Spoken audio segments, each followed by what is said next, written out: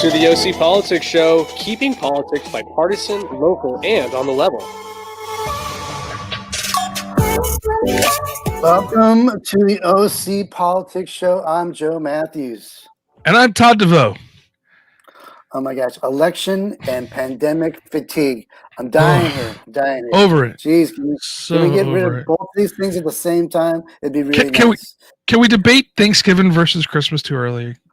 I think it's too soon. It's too soon. Next week. When are they going to stop counting? You know, I went to the OC Vote website once again, and I found out that we're still at 13% left to count. I mean, they've been at 13% for almost 3 weeks. I think Alaska's still like 50%. Oh, because I don't know. It's like what's taking us so long? We can't even get a couple of percentage points going. We're stuck on 13%, and that just plain sucks. All right, so we're going to talk about local politicians weighing in on whether this was a fair election. Oh, geez. Citizens of Huntington Beach and Michelle Steele throw shade at the governor for his curfew. Wait a second. Where did all? Yeah, citizens of Huntington Beach. Not residents. Well, I just said citizens. Residents could be interchangeable. I agree with you. Because I didn't realize that Huntington Beach was its own country. I think sometimes they behave like they're their own country. That's true. Okay, I'm sorry, interrupted again. Sorry. So we're also going to be talking about where did all the Corona relief money went? The federal one, the big money, the billions of dollars. Money. It went to OC. What happened to it? What are we going to do with it? I don't know. And now for the political whoop around. My whip's broken. Oh, ouch. The OC Board of Supervisors. Oh, man. I love my whip. The OC Board of Supervisors Chair Steele responds to Governor Newsom's latest COVID-19 order. Southern California politicians weigh in. Was the 2020 election fair? Orange County reveals a slice of how it spent federal coronavirus relief money. Orange County mixed on enforcing Gavin Newsom's curfew and mask orders.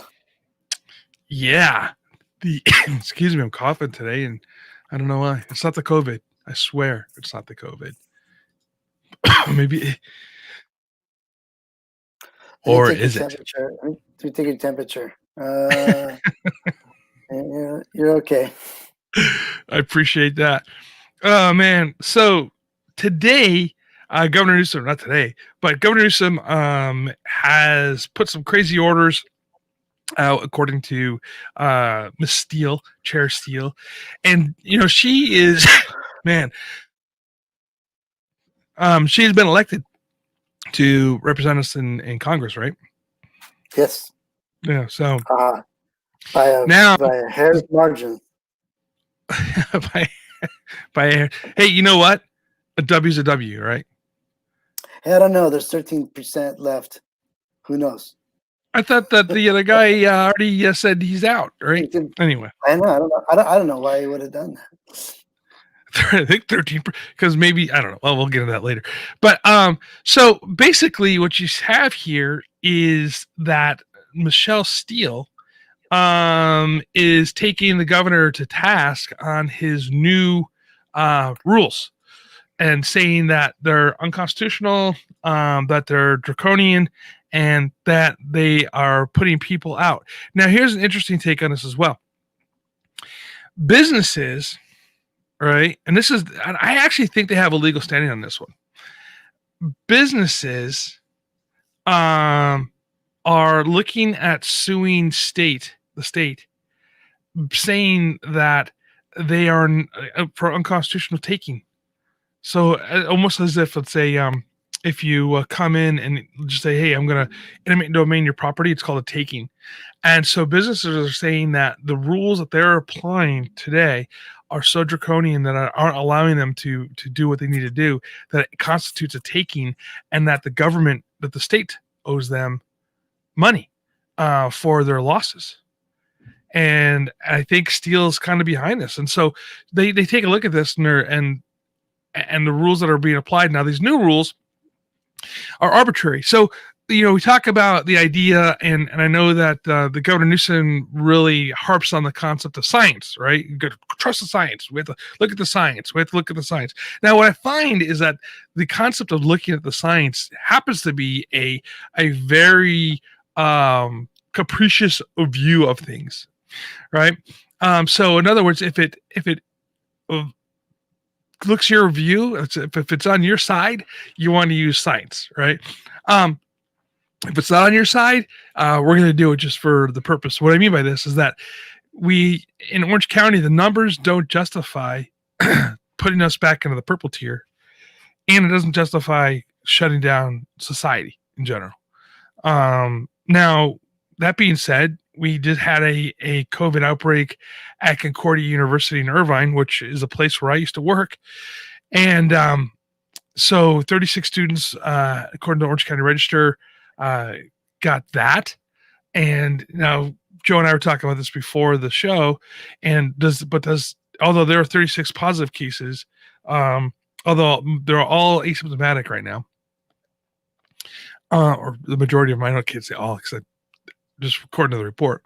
But how many of them did they, how many other people did they expose or whatnot? So there's that to consider as well. So I know we have to keep taking precautions. So I'll tell you something. I believe that COVID's real. I believe that we need to do things specifically to stop and slow down the spread of the virus, like we do other viruses. Now, the good news is that the numbers that you take a look at, let's play science. Take a look at the numbers. They don't. We report all the new cases. 200 million thousand cases, right? Whatever the numbers are. But we don't report on the number of deaths, and the number of deaths related to COVID is fractional, right? It's like what, less than 1% die, of the disease. Now, not saying that's not a nice thing to get, right? And there are other complications that are associated with it, and we need to do what we need to do what we have to do, right? And then of course, the deaths that are associated with it, all are people, majority. I'm gonna say again, I don't want to say all because I don't know all the cases. I haven't read every morbidity report. I can't speak English this morning. The majority of them have underlying issues, right? So obviously, if you're one of those people that have underlying issues, autoimmune disease, events of some case, diabetes, respiratory problems, all those things, right? With you are. You definitely don't want to be messing around with this. So, in the elderly, so, are we taking precautions just for the sense of taking precautions, right? And talk about the science behind it. Are we taking precautions based upon science, or, and I'm talking about now, not before. I'm talking about this whole purple thing that we have now in Orange County. Why did we get bumped up to purple? Why, Joe? Why are we at purple? Because the caseload went up. It went up. It almost doubled. In Orange County? Went up in Orange County. Yep. Yeah. And when you talk about deaths, there's 1,500 people that have died so far. So that's a small community.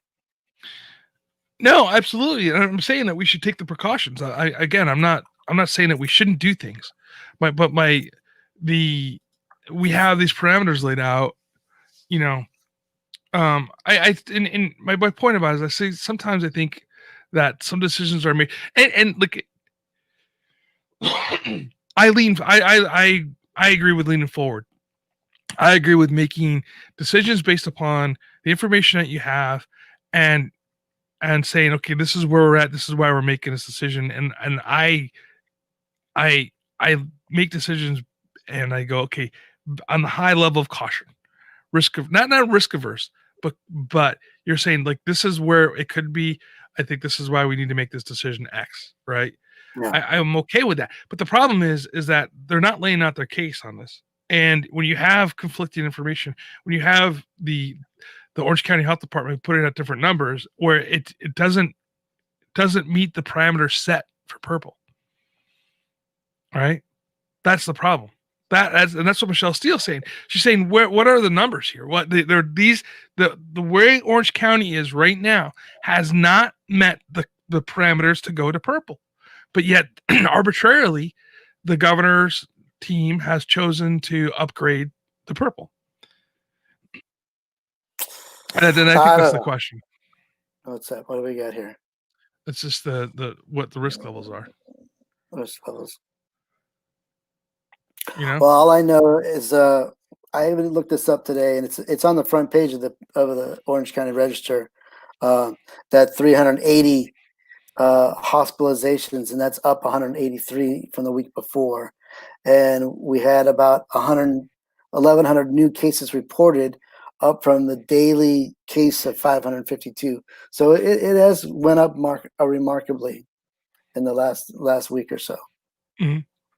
And has it gone up more than 7 a day? More than 7 a day? Yeah. Oh yeah. More, yeah.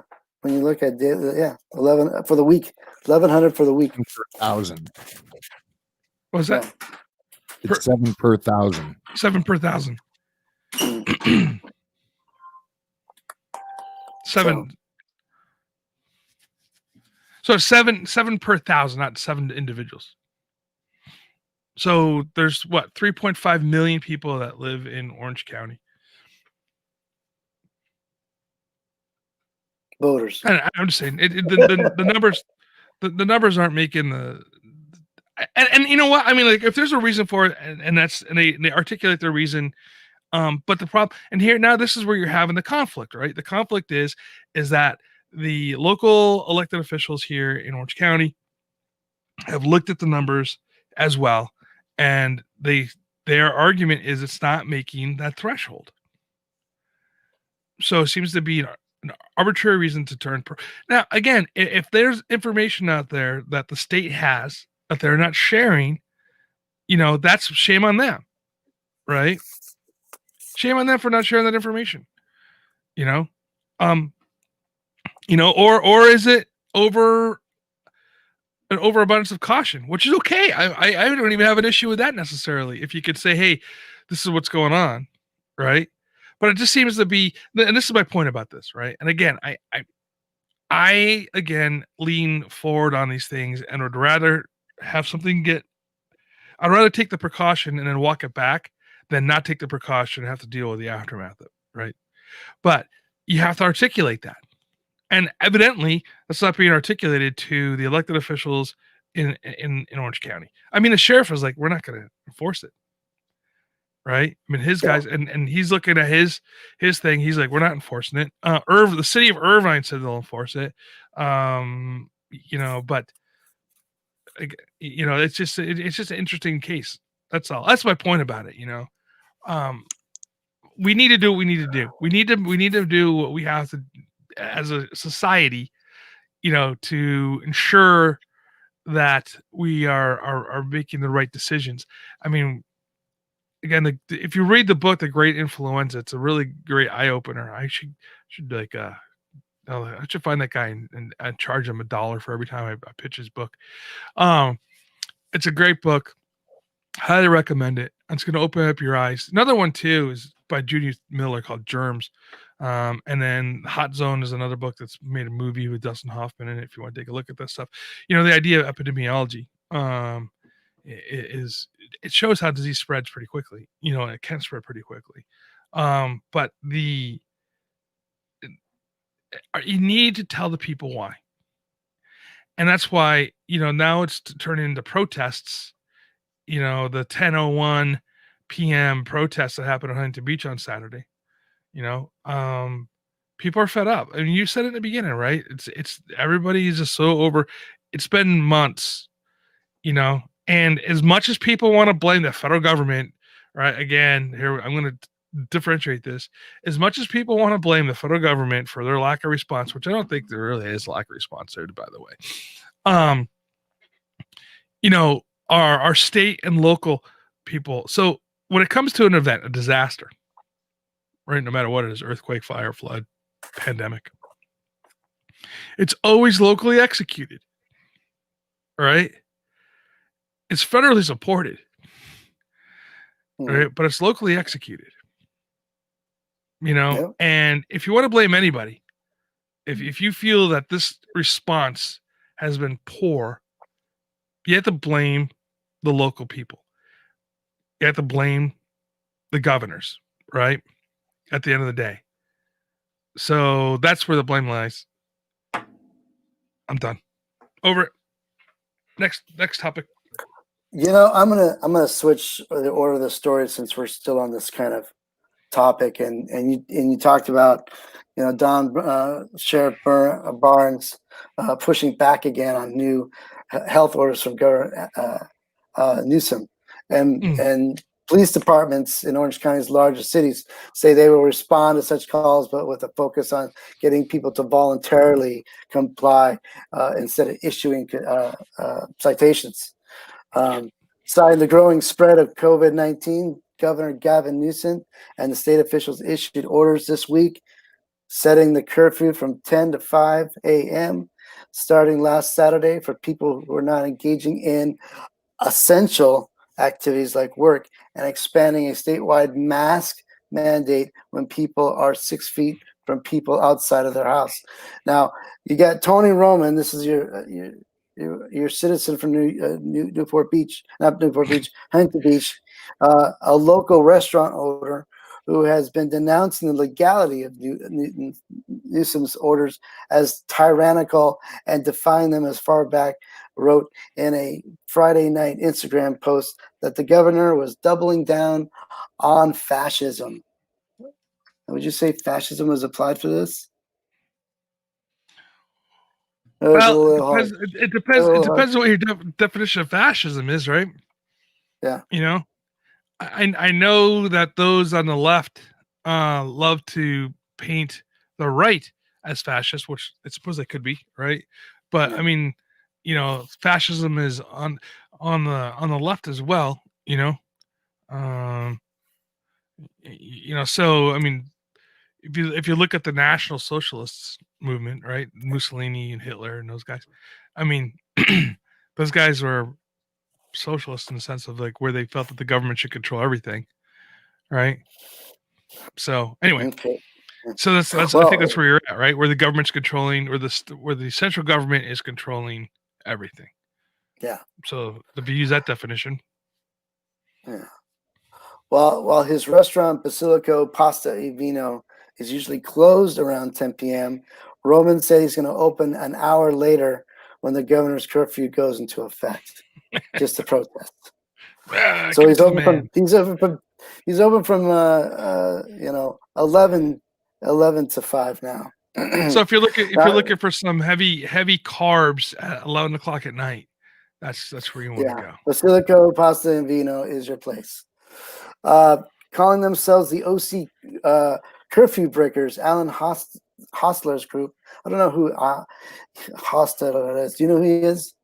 I don't, and like that's like so is somebody getting tased? Oh, I heard. Oh, that's right. It's my heating unit warming up. Oh, I thought somebody's getting tased at your house. I was like, well, I don't know who he is, and that is the lamest name of a protest group ever. Well, it derives from the American Phoenix Project, and they sponsored the mass burning protest at the San Clemente Pier at 10:01 last Saturday. So that's another protest there. So Barnes has deputies to serve the public, local police in areas covering a quarter of Orange County's population. Questions in the constitutionality, the governor's orders, they say will not be responded to calls that are only violations about them. So nothing with masks, nothing with curfew, and what was the last one? There's math, curfew, and there's one more. Can't think of the other one. And the space. Barnes said in a statement on Friday, let me read you his statement. Let's be clear. This is a matter of personal responsibility and not a matter of law enforcement, he added. Orange County Sheriff's deputies will be dispatched to or respond to calls for service to enforce compliance with faith coverings, social gatherings, or stay-at-home orders only. The deputies will respond to calls for potential criminal behavior and for the protection of life and property. So, it's just funny to me that he comes out first and he makes this statement that he's not going to enforce it. And then all the little ones, all the little cities go, okay, we're going to follow the sheriff. Do you notice that? Is that the math too? So, saving time and money pursuing people that are not wearing masks is too much of a burden for these local entities. Would you agree? Is that the reason why? Yeah, there's a complete burden on it. And number two, unless the person's being a dick, right, and like going around like yelling at people or whatever, stay away from them. I don't know. And then again, it's up to here's another thing too.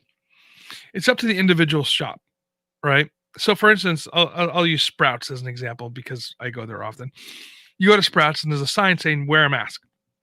And they even have masks there for you if you forgot your mask, which is kind of cool. So you have to be that grumpy guy and walk back to the car to get your mask, which I've had to do a couple times because you just forget.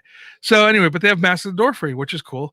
And then if you refuse to wear a mask and they say, okay, sorry, we don't want you in the store, that's their right. Don't shop there if you don't agree with them. Yeah. This is what they want to do. So you don't have a mask on, they ask you to leave. So here's the deal. If the guy I was about to say another bad word. I don't want to say bad words.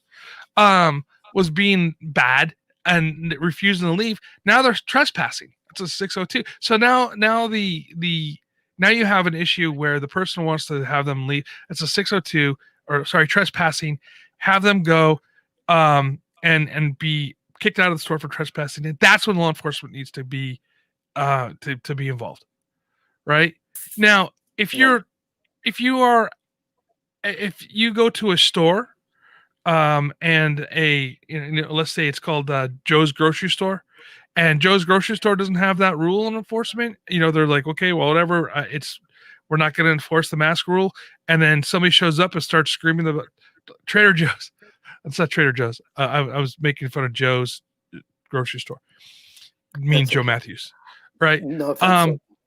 So the it goes into this, and they don't want to enforce the rule, and somebody calls the police and says, "Hey, Joe's Grocery Store isn't enforcing mask rule." Well, then you don't go there if you feel unsafe.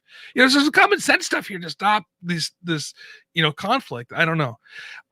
I want to. Michael has a couple good points. First of all, you're right, Michael. Candidates is not spelled Canada. That made me laugh. But okay, so Mike says, is the issue really about governor control, or is the issue about California Service Act needs a review? I agree with you.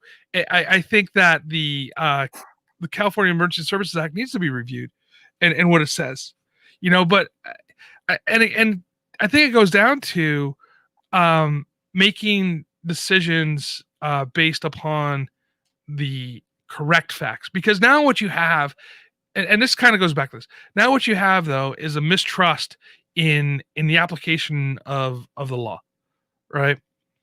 So if you have people going to the stores where they feel that they're not, enforcing the mask rule, and I hate to use this term because my sister's name is this, but if you start being the Karen, as the kids say nowadays, if you start being the Karen, how does that help things out?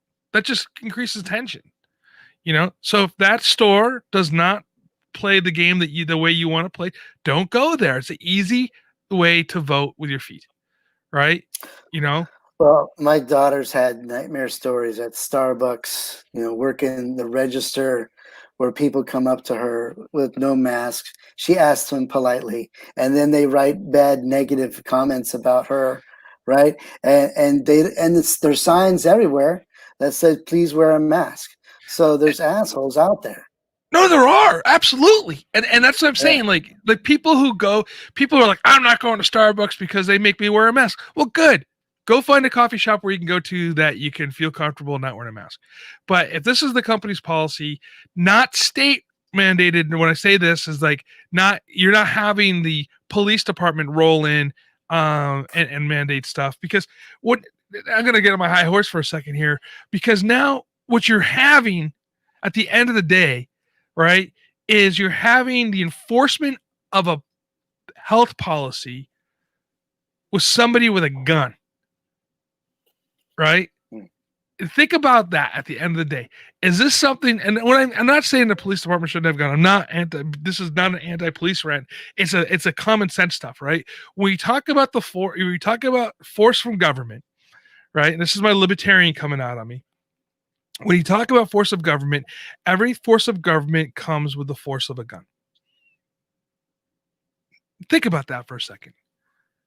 Can we be decent human beings to each other for a minute? Right? And say, hey, I feel uncomfortable with wearing a mask. I'm not going to go to the store that forces me to wear a mask. If I'm a store that believes that you should be wearing a mask, freaking wear a mask. It's not going to kill you for 30 seconds or 40 seconds or a minute or 5 minutes, whatever it is, to go into the Starbucks, wait for your stupid cup of coffee with a mask on. Put it on. And they have some fancy masks nowadays, by the way. They have some pretty nice looking ones. Got cool images and stuff. Fashionable. It's a fashionable thing. But that just drives me crazy when people just can't be decent human beings. Yeah. See, now you got me spun up. Now I got to deal with you. Be nice to each other, people. Can we? That's rule number one in the world, right? Pandemic fatigue. You are suffering from pandemic fatigue. I wear my mask. Now, here's the thing. Here's the thing. I hate my mask because when I'm outside, because my glasses fog up, right? Yeah. And I have tried all different tricks and tips and stuff, so you don't have to tell me all these different ways. I've tried them. My mask still fogs up. So if I am not near somebody, if I'm more than 6 feet away, I will take my mask off. Simmer down. I'll take my mask off.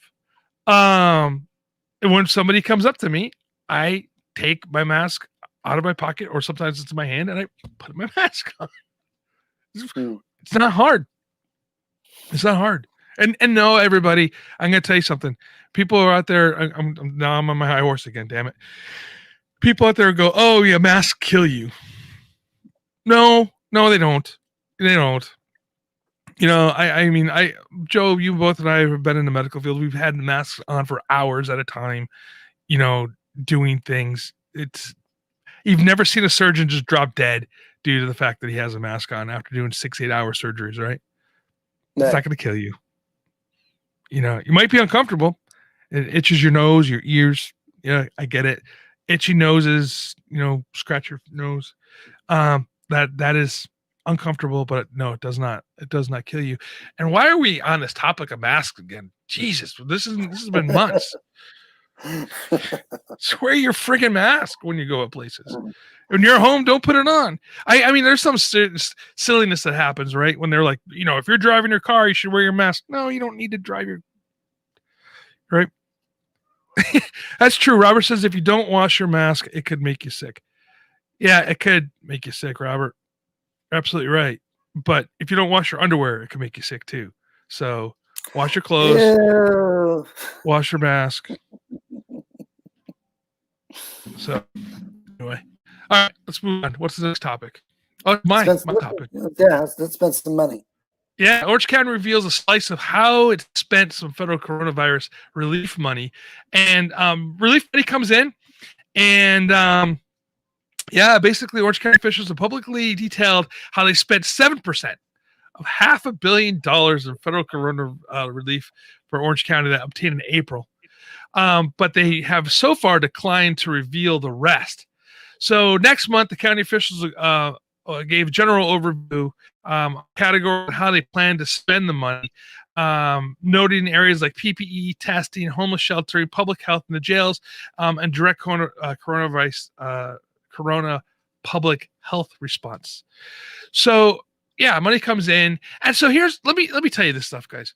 If you guys are going to start getting up on what they're spending the CARES Act money on, you have to understand that. First of all, I know the people in Orange County that manage the grants when it comes to public safety, and we in Orange County do it right.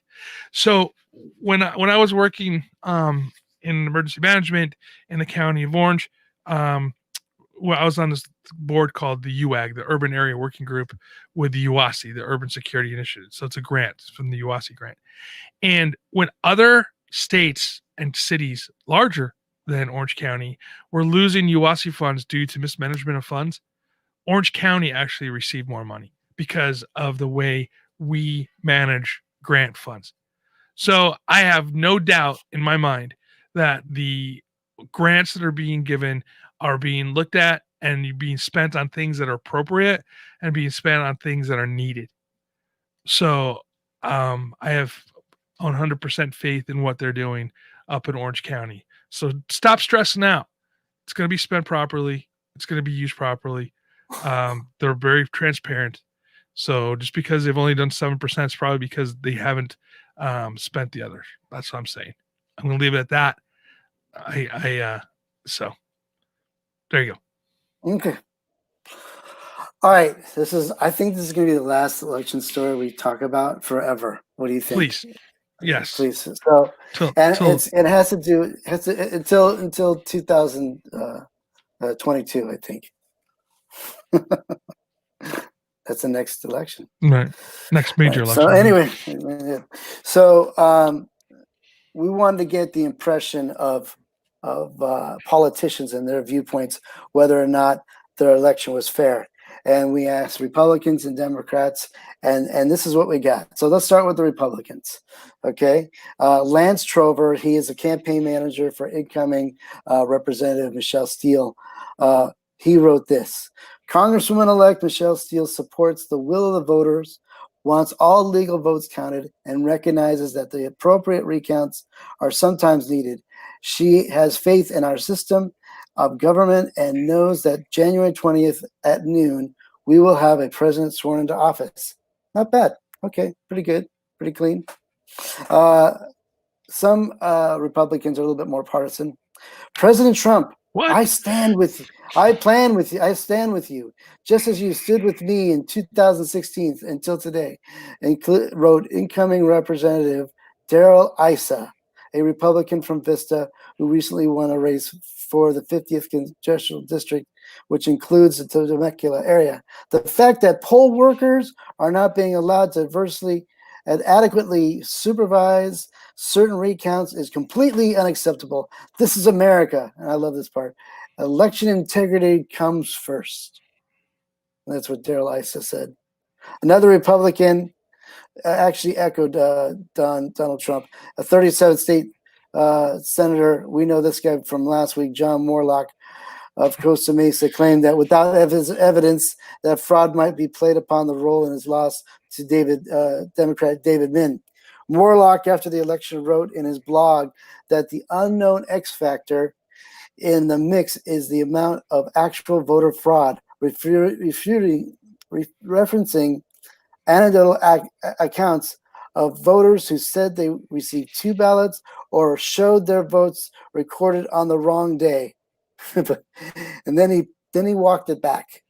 When pressed, Morlock said he trusts Orange County Registrar Neil Kelly and said that he doesn't want to imply that there was any voter fraud in Orange County or that triggered his 12,000 vote loss to Min. Instead, he is suggesting now, this is what he's suggesting, that he was hurt by Republicans moving out of California.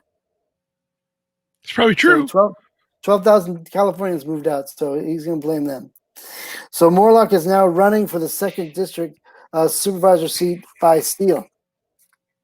All right, let's ask the Democrats. Let's do it. Hey, wait, did anybody ask classical liberals or libertarians? No, I'm sorry. That's We rude. didn't ask one single one. That's right. Just Republicans and Democrats. How about non-party people? Like I'm an NPP. Oh, well, Todd, what'd you think? Was it fair? That's fair. Okay. Anyway, let's see. Yes, the 2020 election was fair. That is an inevitable fact. That is an indisputable fact. Every eligible ballot is being counted, and there is no evidence of widespread fraud or irregularities affecting the outcomes, wrote Mike Levin, the Democrat from San Juan Capistrano. The only Democrat? Well, we got Gil Cisneros, a Democrat. No, you said the Democrat. The Democrat from San Juan, like there's only one. Oh, a Democrat, not the Democrat. Okay, sorry, thanks. Representative Gil Cisneros, a Democrat who lost his election bid to represent the 39th Congressional District, didn't question the election's legitimacy, even if he didn't like the results. Yes, the 2020 election was fair. Cisneros wrote, "It's irresponsible and reckless for the president and Republican leaders to sow doubt and undermine the integrity of the elections." Other Democrats said that the vote produced a result that view was fair, but they questioned the rules that minimize the political power of California residents or emphasize the power of the wealthy.